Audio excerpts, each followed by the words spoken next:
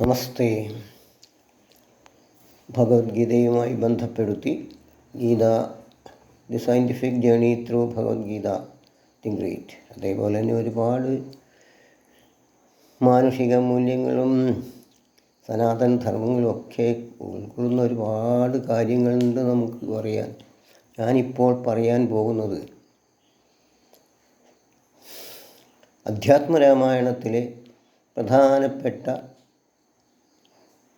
4 വരിയാണ്. ചക്ഷുശ്രവണകളസ്ഥമാം ദർദുരം ഭക്ഷണത്തിനപേക്ഷിക്കുന്നതുപോലെ കാലാഹിന പരിഗ്രസ്തമാം ലോകവും ആലോലചേതസാ ഭോഗങ്ങൾ തേടുന്നു. ചക്ഷുശ്രവണകളസ്ഥമാം ദർദുരം. ചക്ഷുശ്രവണൻ ആരാണ്? ചക്ഷുശ്രവണൻ ആരാണ്? കണ്ണുകൊണ്ട് കേൾക്കുന്നവൻ, പാമ്പ്. ചക്ഷുശ്രവണ ഗളസ്ഥമാം ദർദുരം, പാമ്പിൻ്റെ വായിൽ അകപ്പെട്ട ദർദുരം, തവള. പാമ്പിൻ്റെ വായിൽ അകപ്പെട്ട തവള ഭക്ഷണത്തിന് അപേക്ഷിക്കുന്നത് പോലെ, അയ്യോ എനിക്ക് വിശക്കുന്നു, അതിങ്ങ് ചാവാനാകുമ്പോൾ 3/4 ഭാഗവും അങ്ങ് വിഴുങ്ങിക്കഴിഞ്ഞു പാമ്പ്. അപ്പോഴാണ് പറയുന്നത്, അയ്യോ എനിക്ക് വിശക്കുന്നു, എനിക്ക് വിശക്കുന്നു, എന്തെങ്കിലും താവേ എന്ന് പറഞ്ഞാണ് തവള കരയുന്നത്. അതിന് ഭക്ഷണത്തിന് അപേക്ഷിക്കുന്നത് പോലെ ആണ് ഇന്നത്തെ ഈ ലോകം. ഈ ലോകം കാലാഹിന പരിഗ്രസ്തമാം ലോകവും. ലോകം, ഈ ലോകം, ജനം. ലോകം എന്നും അർത്ഥമുണ്ട്, ജനം എന്നും അർത്ഥമുണ്ട്. കാലാഹി, അതിന് 2 തരം അർത്ഥം. കാലൻ, കാലം. കാലമാകുന്ന പാമ്പ്, അഹി പാമ്പ്, കാലനാകുന്ന പാമ്പ്. അതിൻ്റെ കാലാഹിന പരിഗ്രസ്തമാം ലോകവും ആലോലചേതസ ഭോഗങ്ങൾ തേടുന്നു. ആലോലചേതസ, സുഖലോലുപത്വത്തിന് വേണ്ടിയുള്ള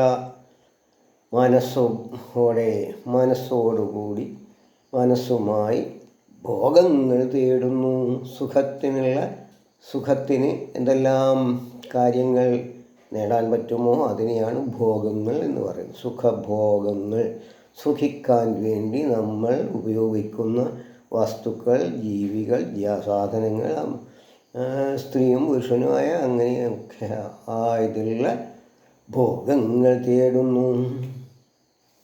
ചക്ഷുശ്രവണകളസ്ഥമാം ദർദുരം ഭക്ഷണത്തിനപേക്ഷിക്കുന്നതുപോലെ കാലാഹിന പരിഗ്രസ്തമാം ലോകവും ആലോലചേതസ ഭോഗങ്ങൾ തേടുന്നു. രാമായണത്തിൽ ഏറ്റവും പ്രധാനപ്പെട്ട തന്നെയാണ്. പിന്നെ വേറെ ഒന്നും കൂടി പറയുന്നുണ്ട്. വനത്തിൽ പോകുമ്പോൾ വനത്തിലേക്ക് പുറപ്പെടുന്ന ശ്രീരാമൻ, സീത, ലക്ഷ്മണൻ ഇവർ പോകാൻ പോവുകയാണ്. അപ്പോൾ സുമിത്രയുടെ മകനാണല്ലോ ലക്ഷ്മണൻ. ലക്ഷ്മണൻ്റെ അടുത്ത് ലക്ഷ്മണൻ സുമിത്രയുടെ അടുത്ത് സമ്മതം വാങ്ങാൻ ചെന്നപ്പോൾ സുമിത്ര പറഞ്ഞു, ജാനകീം മാം വിദ്ധി, ദശരഥം രാമം വിദ്ധി, മാം വിദ്ധി ജാനകീം എന്നാ പറഞ്ഞത്.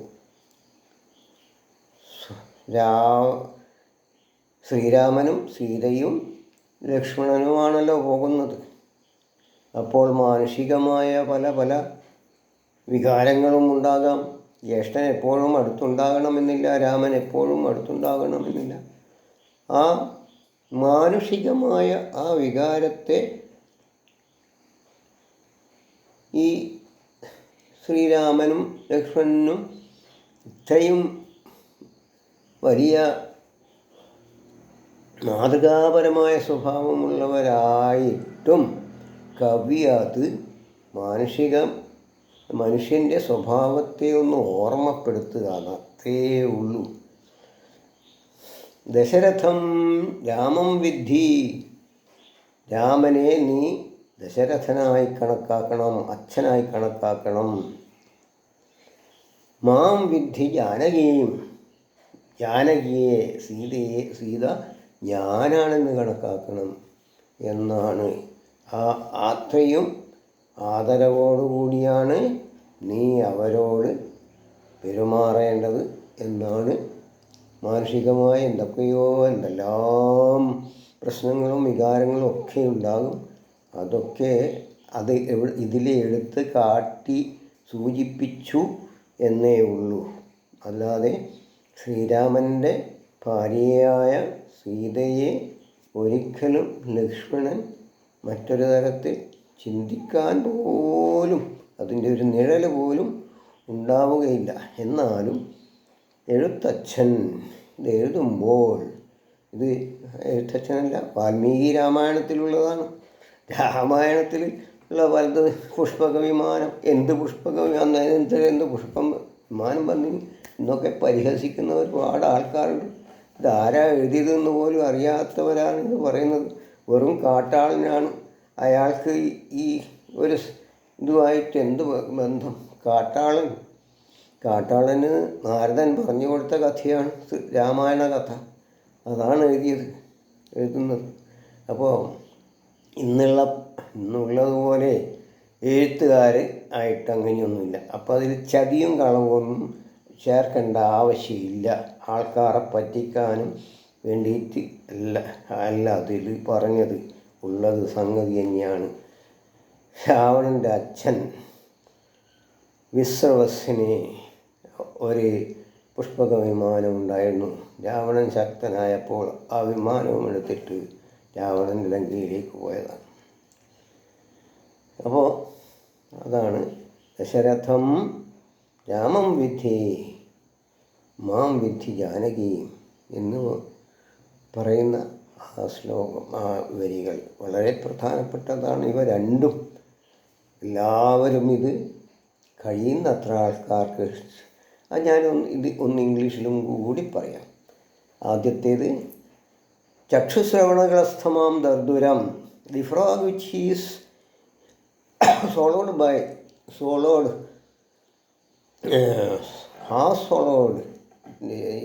up to the throat, neck. It has no neck. The snake has no neck. But it is a very important lesson.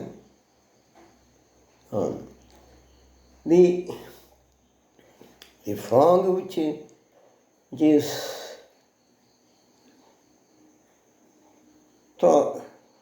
swallowed by snake and stand in the neck, he cries, for what? Give me food.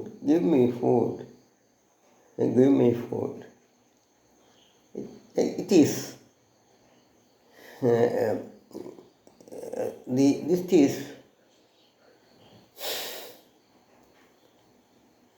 connected. It is connected to the hopes and hopes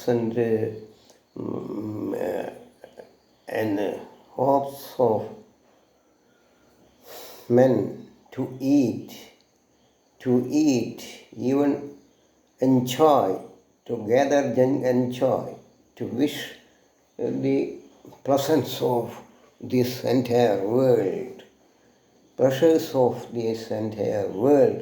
Even he knows he is in the throat of the snake, which is the Ira or the God which carries the life of each creatures. Okay, I'm stopping here.